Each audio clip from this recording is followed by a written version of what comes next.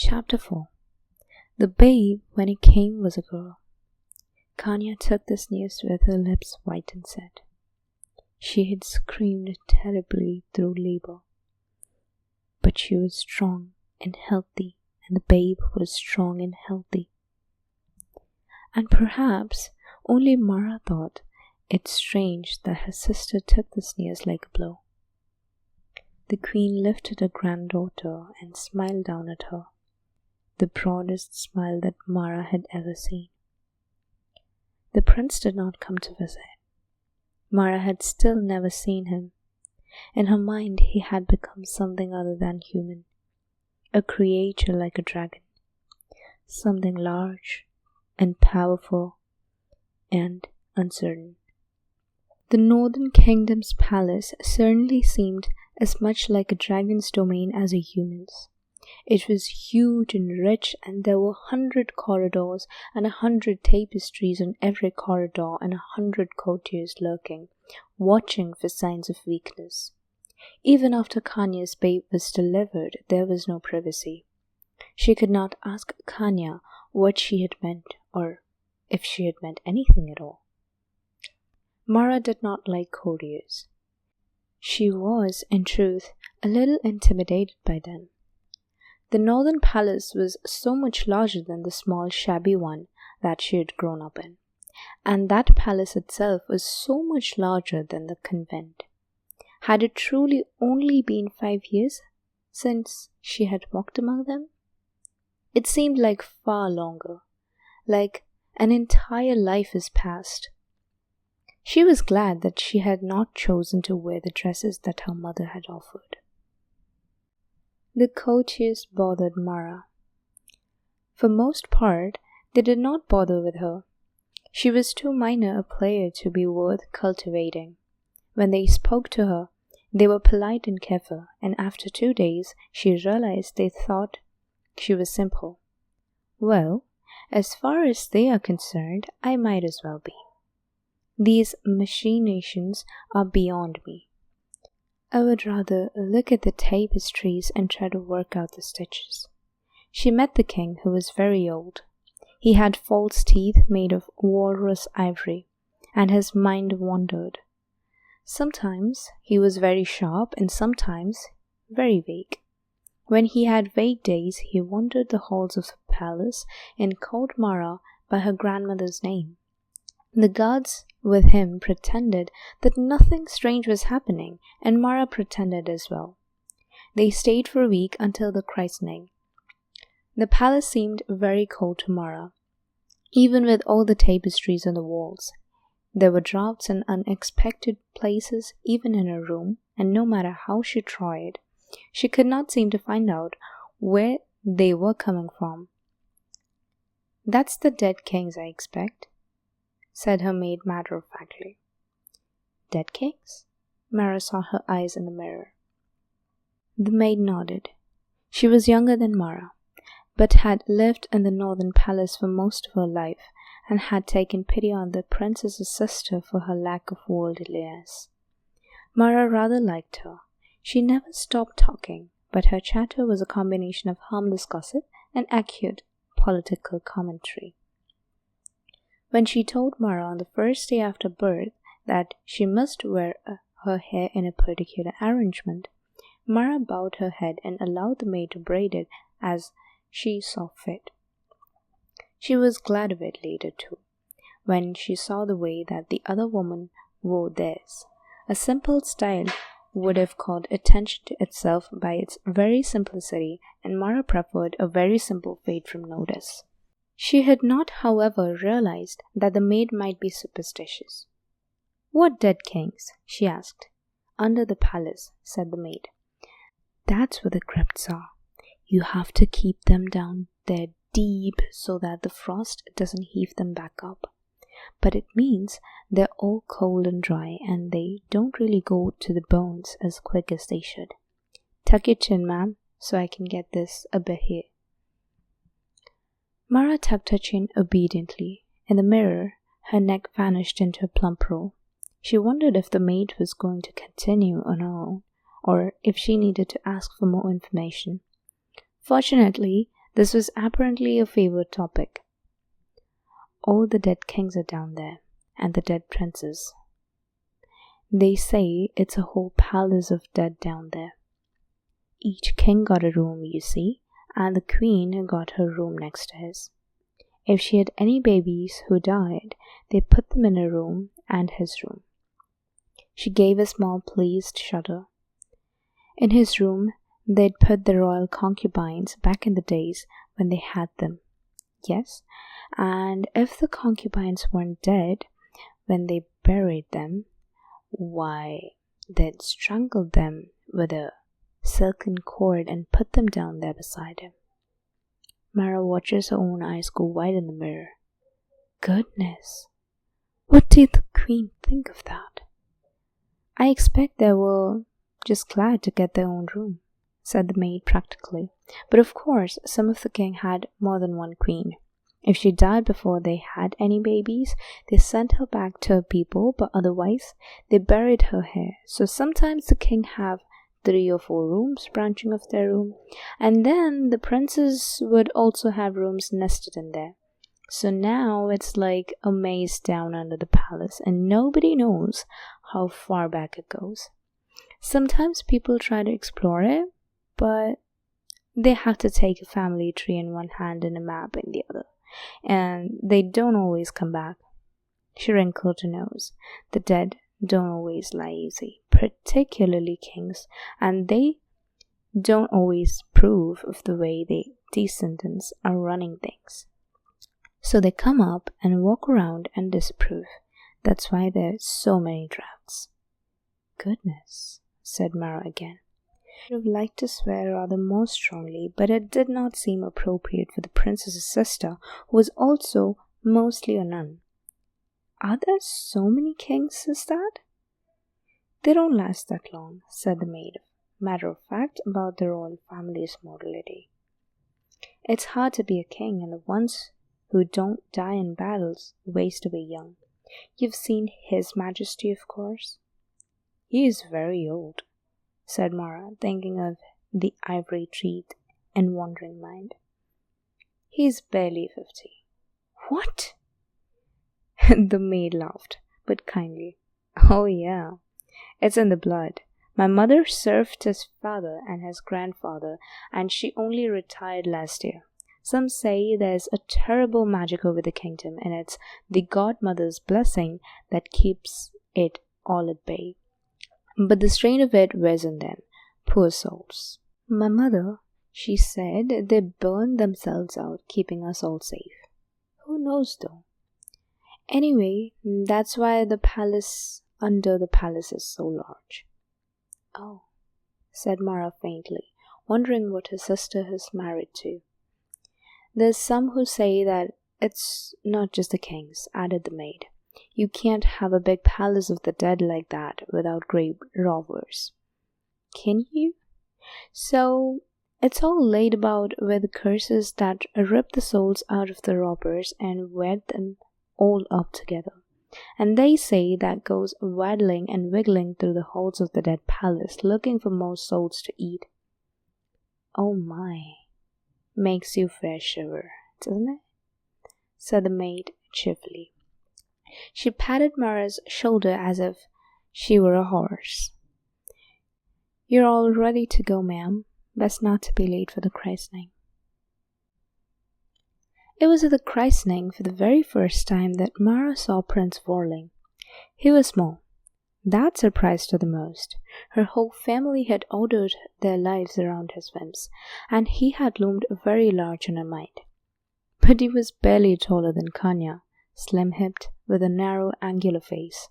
He stood behind the golden cradle and smiled, his eyes as flat as river stones. He did not look as if he were aging out faster than a normal man. But perhaps it came on the kings all at once, or perhaps it was only a maid's gossip. Still, she looked over at the king, his hair as soft and thin as that of the infant in the cradle. Could he really only be 50? The christening itself was dull. Courtiers stood around and pretended to be fascinated by the sight of a cradle that presumably held a child somewhere in the pile of lace and linen. As a family member, Marra was closer than she might have been, but as a very unimportant person in the family, her primary view was over her mother's left shoulder. The cradle had golden ribbons on it. The king mumbled a name, and then Vorling shouted his daughter's name in a carrying voice.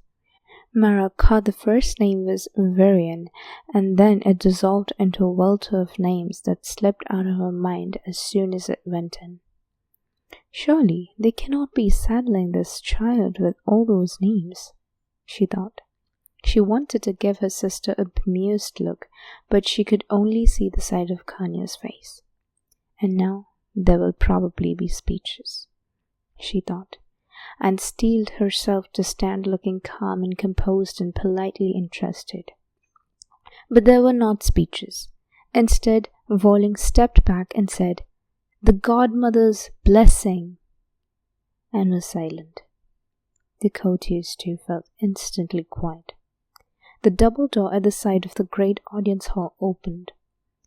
"The godmother of the royal house," said the herald in the doorway, and then he too stepped aside and a figure in grey came to the door.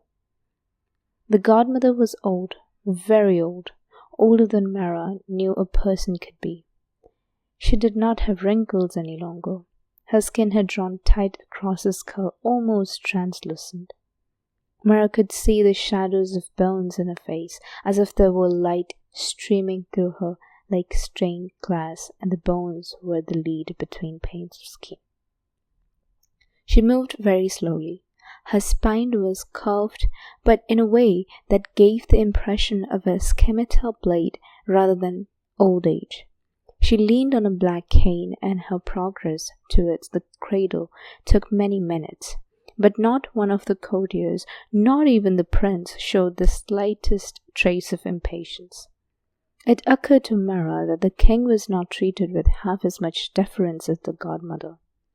She wore dove grey, but her skin was so pale that it looked almost black by contrast. She made her slow way to the cradle, and it was not until she lifted her hand that Marra noticed the exquisite layers of lace that draped the sleeves. Marra herself had tried making lace once, and never again. It was ruinously expensive. Even the prince and the highest rank lords only had it at their cuffs and hems, and here was the godmother wearing enough to buy a palace. The lace swayed as she pushed the curtains of the cradle open, and one shadow bone hand rested on the air over the child's head. "This is my gift," said the godmother. Her voice was not loud, but it was so silent that it carried to the far corners of the room. "I shall serve her as I have served all her line, my life bound to theirs. No foreign magic shall harm them. No enemy shall topple their throne, as it has been for all the children of the royal house. So shall it be for her, as long as I drew breath." The king bowed his head. The prince did as well. As the godmother turned and began to make her slow way to the door, the new princes of the northern kingdom began to cry. Kanya half turned as if to go to her, but the prince caught her arm and held it fast. A nursemaid hurried from the sidelines, her footstep muffled on the carpet, and caught up the infant, hushing her with soft, frantic whispers. Even at her own christening, she is not allowed to cry. Marra bowed her head so that no one would see her lips twitch. She too had been a princess once, and I do not know that I would wish it on you, niece, but I'm only a youngest daughter dressed up as a nun, and no one cares what I think either way. Returning to the convent was a relief. The white walls were restful and cool after the opulence of colour. Marra had her head full of stitches and mangled a few bits of fabric trying to duplicate them all. Several of the novices, still thinking her a bastard daughter, wanted to know all about the palace and the christening and the princess. Marra tried to answer, but found herself with very little to say. Had the men all been very dashing? She didn't think so. Had the women all been very beautiful? She remembered the dark circles under Kanya's eyes and the tightness of her lips. Had the prince been very handsome? She truly had no idea. She tried to describe him, and the only word she could come up was short. She was nothing the novices wanted to hear, and all the other things Marra could tell them were nothing he wanted to say aloud. Eventually they gave up asking, and both parties went away mutually disappointed. The abbess had her own questions, which Marra was mostly unable to answer. She was interested in Prince Voling's fairy godmother, but much more so in the priests and clerics that had attended. "Did you see Archbishop Lillian?" Marra spread her hands helplessly. I don't know. Did I?" "A young person," said the abbess, "the youngest ever named Archbishop. They would have been with the archimandrite, a very old man in blue robes." Marra vaguely remembered the old man who had been a blaze of cerulean in the crowd. Yes, she had seen him. He had coughed and looked like a shaking bit of sky. "Ah," said the abbess, "we have heard his health is not good. When he dies, Lillian will take the mitre and become archimandrite, but there will be resistance because they're so young." "All right," said Marra, conscious of politics swirling around her that had little to do with the princesses. The abbess patted her hand and went away again, and Marra tackled her new stitches and weeded the garden and let the convent's quiet settle over her like a blanket against the cold. 6 months later, a letter from the queen mentioned that Kanya was pregnant again, which troubled Marra more than she would admit. It seemed very fast, and of course the queen would not have mentioned it unless she was several months along. Marra had not truly thought you could get pregnant so swiftly after giving birth, but the sister apothecary said that it was possible. Months slid by, Marra expecting it to be summoned at any moment for the birth and christening, until one day she counted on her fingers and realized that Kanya would have 11 months pregnant at the very least. She must have lost the child, Marra thought. Or perhaps there never was one. She knew more about miscarriages now than a princess probably should. Her friendship with Sister Apothecary has continued, and because she could read and research and wrote with a steady hand, she found herself doing small chores for the other women. And then one day a farmhand was holding a door, screaming from the pain of his broken leg, and Marra found herself holding the lamp and handing the sister bandages, acting as a set of second hands. Long after midnight, the sister washed her hands in a bucket of bloody water and said, "You did well," to Marra. The praise warmed her down to the bones, because it was true and it was not for the princess. It was a few days later when there was a knock on the door near midnight. Marra opened the door puzzled. No one ever knocked so late, and Our Lady of Crackles only had her midnight services to the solstices and equinoxes, and saw the sister apothecary there, holding a cracked leather satchel. "It's a birth," she said shortly. "You've seen one, haven't you?" "One?" said Marra. "Oh, only one." "Then you're ahead of the brother infirmarian. He hadn't touched that end of a woman since he slid out one. My assistant's down with a flux and I need someone to hold the lamp." Marra gulped. She waited to see what she would do next, half convinced that she would curl up in a ball and whimper. But instead she straightened up and said, "All right, let me get on my shoes." The labor went very much the same way that Kanya's had, which seemed strange to Marra. Then again, peasants and princesses all shed the same and have their courses the same. So I suppose it's no surprise that babies all come out the same way too. Having thus accidentally anticipated a few centuries' worth of revolutionary political thought, Marra got down to the business of boiling water and making tea. It went more quickly than Kanya's, at least, but it was still a long, tense, tedious stretch.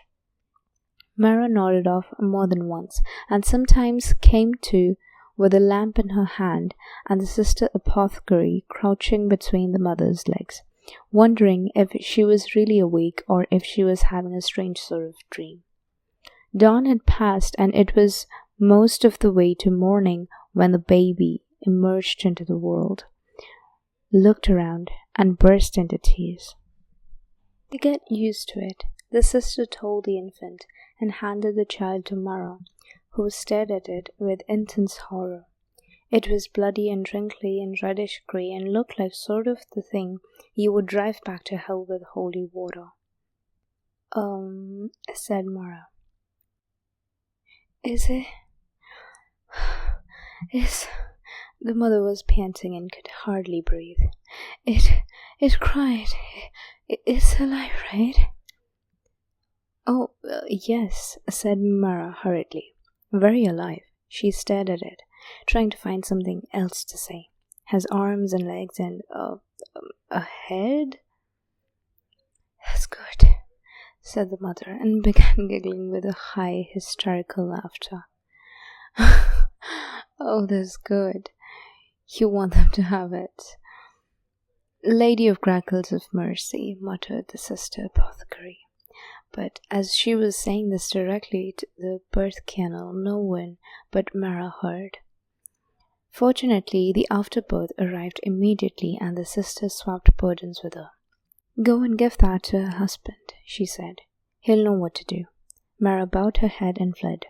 The husband was a farmer with a young face and gnarled, ancient hands. He took his afterbirth as reverently as if he had been a child itself.